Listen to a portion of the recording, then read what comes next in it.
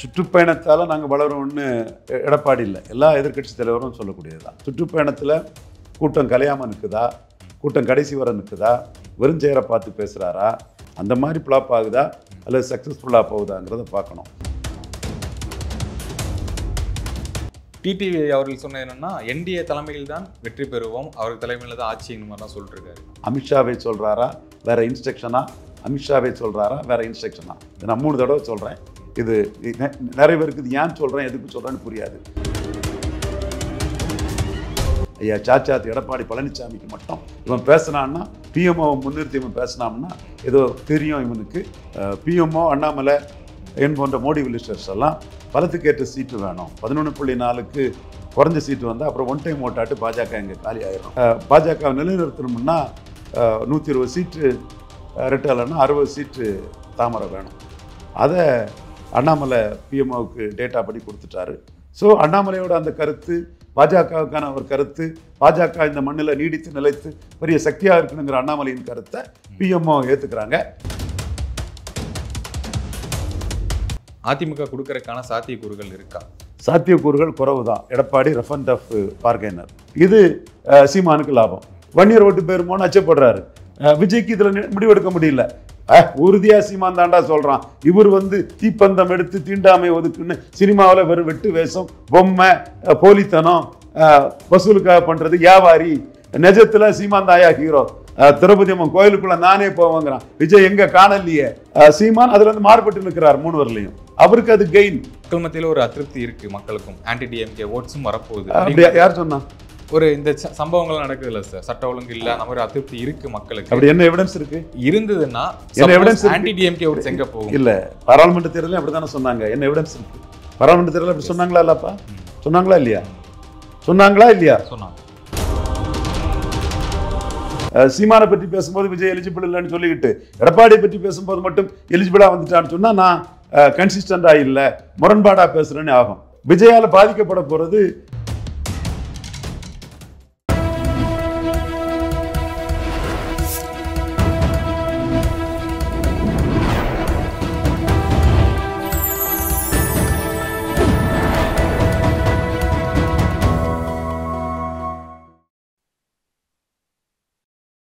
Channel 5 Tamil நேயர்களுக்கு வணக்கம்.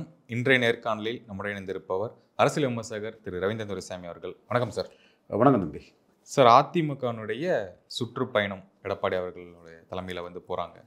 இந்த சுற்றுப்பயணம்னால மக்கள்கிட்ட எனக்கு செல்வாக்கு அதிகமாகும், இதை வச்சு 26 எங்களுக்கான செழிப்பு இருக்கும் அப்படிங்கிற மாதிரி அவர் மென்ஷன் பண்ணியிருக்காரு.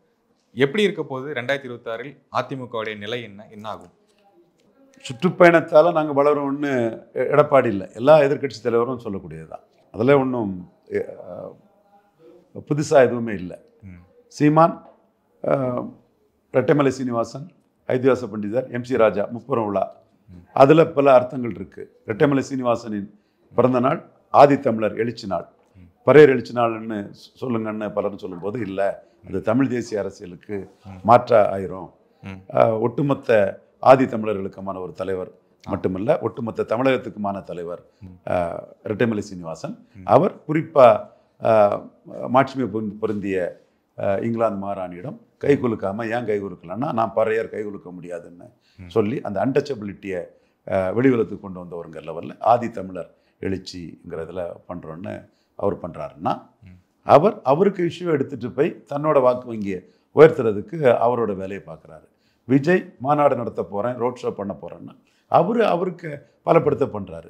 அப்படி இருக்கும்போது எதிர்க்கட்சி தலைவர் எடப்பாடி பழனிசாமியும் அவரை பலப்படுத்துறதுக்கான சுற்றுப்பயணம் அவர் செய்வார். சுற்றுப்பயணத்தில் கூட்டம் கலையாமல் நிற்குதா, கூட்டம் கடைசி வர நிற்குதா, வெறும் சேரை பார்த்து பேசுகிறாரா என்னங்கிறதெல்லாம் தேனி பக்கத்தில் ஒரு கூட்டம் RV உதயகுமார் போட்டு பிளாப் ஆச்சு இல்லையா, அந்த மாதிரி பிளாப் ஆகுதா அல்லது சக்ஸஸ்ஃபுல்லாக போகுதாங்கிறத பார்க்கணும். அது அவர் மீது பற்றுதல் கொண்ட வாக்காளர் உள்ள இடத்துல போட்டால் அது ஓரளவு தாக்கு பிடிக்கும். எப்படி அப்போ கொங்கு மண்டலத்தில் மட்டும்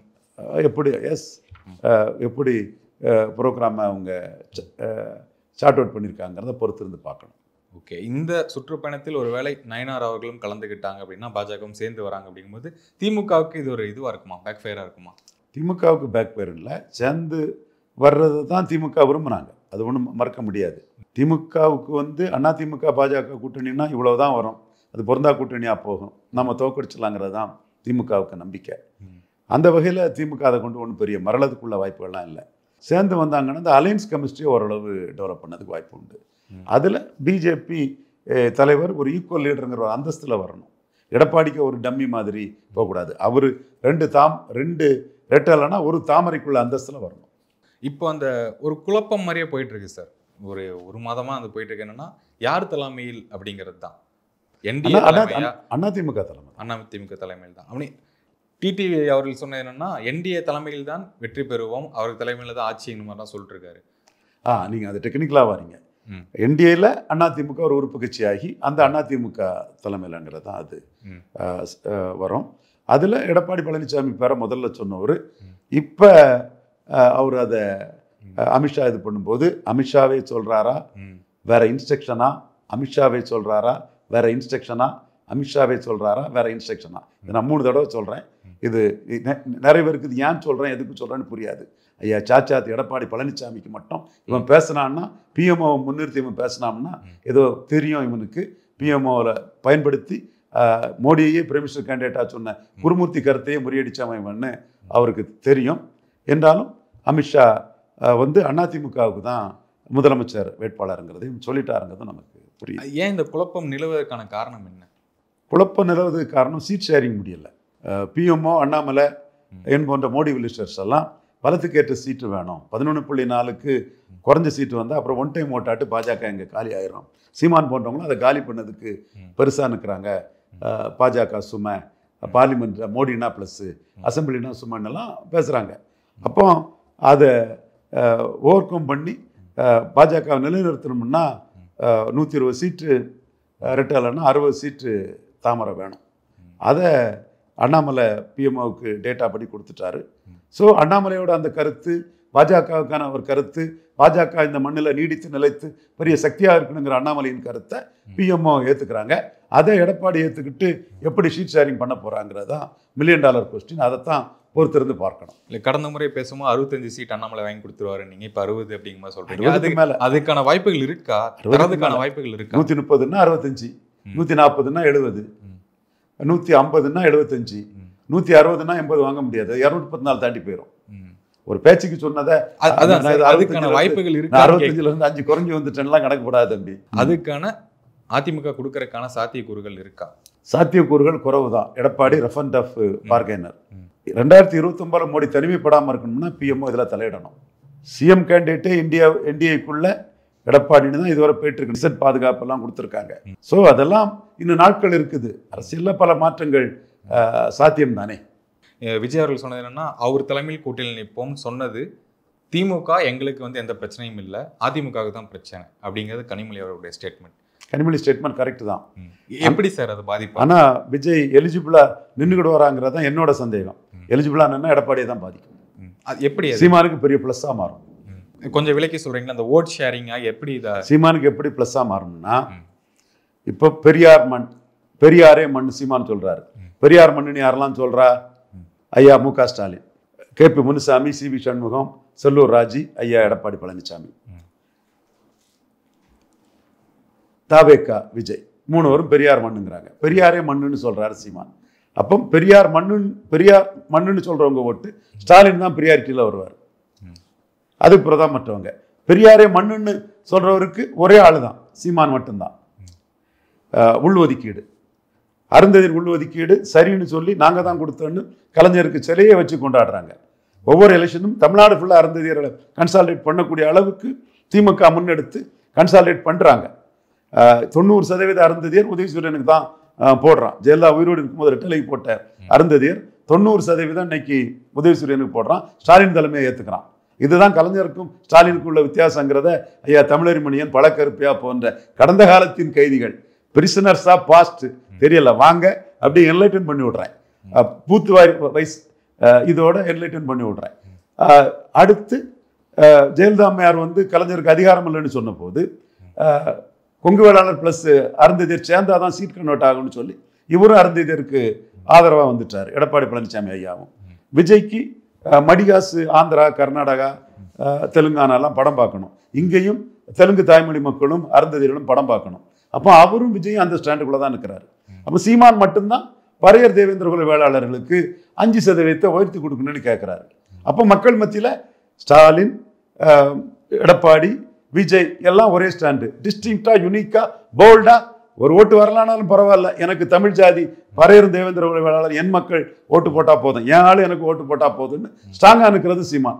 இது மக்கள் மத்தியில் தெள்ள தெளிவா விஜய் மேட்டர்ல 1 கோடி பேர்கிட்ட போய் சேரணும்னா, விஜய்க்கு தினத்தந்தி ஹெட்டிங் போட்டாங்கன்னா சீமான் தான் இதுல உறுதியா இருக்கிறான்னு அந்த ஹெட்டிங்கை பார்க்கக்கூடிய மக்கள்கிட்ட 2 கோடி மக்கள்கிட்ட போய் அது சேர்ந்துடும். இது சீமானுக்கு லாபம். எடப்பாடிக்கு என்ன மைனஸ்? சீமானுக்கு லாபத்தெல்லாம் சொல்லிடுறேன். மேல்பாதி மங்கலம் ஆலய நுழைவு, அது சீமான் மட்டும்தான் அதுல நிற்கிறாரு. இவர் ரவிக்குமாரே அதிமுகவை ஜாதி கட்சிங்கிறாரு. நானே நிரூபிக்கிறேன், அதை சொல்லியிருக்காரு. வேற யாரும் அதை சொல்லல. சீமான் தான் ஆதி தமிழர்களுக்காக, ஆலய நுழைவு மறுக்கப்படக்கூடிய மக்களுக்காக, என் பறைய சமூக மக்களுக்காக நானே ஆலயத்துக்குள்ள நுழைவன்னு அடிச்சு ஆணித்தரமா சொல்றாரு. வேற எந்த கட்சியும் சொல்லல. அதுக்கு பிறகு அது ரியாக்ஷன்ஸ் வருது. இதுல திமுக அரசு எடப்பாடி வன்னியர் ஓட்டு பெறுமோன்னு அச்சப்படுறாரு. விஜய்க்கு இதுல முடிவெடுக்க முடியல. உறுதியா சீமான் தாண்டா சொல்றான். இவர் தீப்பந்தம் எடுத்து தீண்டாமை ஒதுக்குன்னு சினிமாவில் வெறும் வெட்டு வேஷம், பொம்மை, போலித்தனம், வசூலுக்காக பண்றது வியாபாரி. நிஜத்துல சீமான் தாயா ஹீரோ. திரௌபதி அம்மன் கோயிலுக்குள்ள நானே போவேங்கிறான். விஜய் எங்க காணலையே அப்படின்னு அந்த ஆலய நுழைவு இதுல பாதிக்கப்படக்கூடிய ஒவ்வொரு சமூக மக்களும் பறைய சமூக மக்கள் மட்டுமல்ல, சீமான் தாயா லீடர்னு அவன் களத்துக்குள்ள பாக்குறான். இது ரீச் ஆகுது. இது சீமானுக்கு பெரிய லாபம்.